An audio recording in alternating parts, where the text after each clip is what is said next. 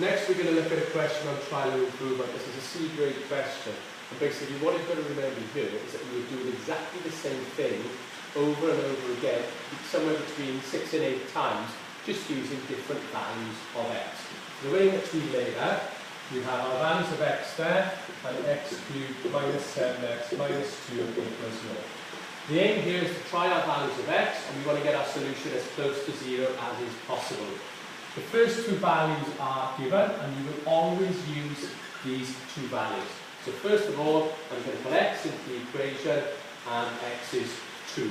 So instead of the x, I'm going to write 2, so it's 2 cubed minus 7 times 2, take away 2, and you just simply do that all in your calculator, and you get an answer of minus 8. And when we compare minus 8 to 0, minus 8 is too small. The next value I'm going to try is my second given value, which is x is 3. So I've got 3 cubed minus 7 times 3, take away 2 equals, that equals 4. Now, when we compare that to 0, that is too big. So that now tells me that the solution to this equation must lie between x is 2 and x is 3. Because when x is 2, I have a negative answer, which is too small, but when x is 3, I have a positive answer, which is too big. Just looking back at what I've done here, I've done exactly the same thing on my calculator, but the value of x is the value that has changed. So, we know that x must lie between 2 and 3, so the next value I'm going to try is 2.5.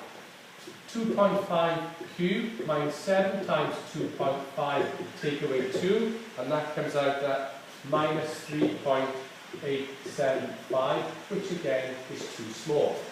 So, when I try a value of x of 2.5, my answer is too small, so I need to increase my value of x. If you notice, I'm not jumping around at random, I've got order to what I'm doing, and I'm going up in values of 0.1.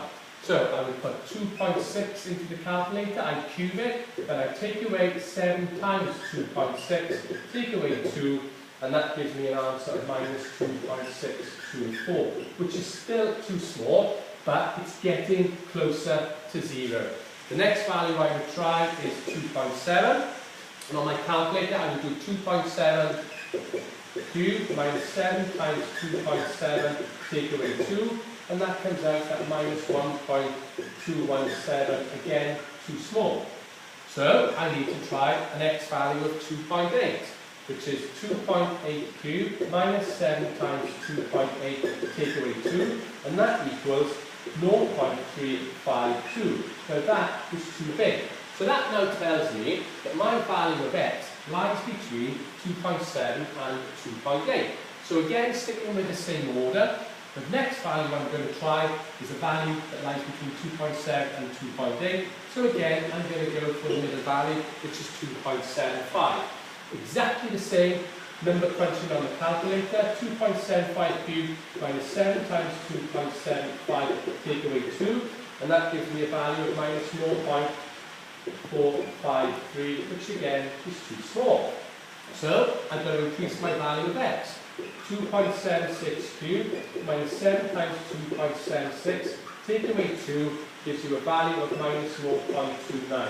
Again, too small, but as you can see, we are getting closer to 0. So I'm going to try 2.77. So that's 2.77 cubed minus 7 times 2.77, take away 2, and that gives us an answer of minus 0.13. Again, too small.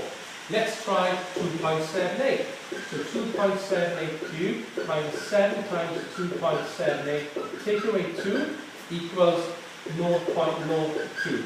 Now I'm happy to say that, okay, it's too big, but if I'm looking for my answer to be as close to 0 as I can get it, I'm happy to say that the x value that gives me my answer that is closest to 0 is x being 2.78, where the solution is 0.02, which is very, very close to 0. Now, if we look at the question,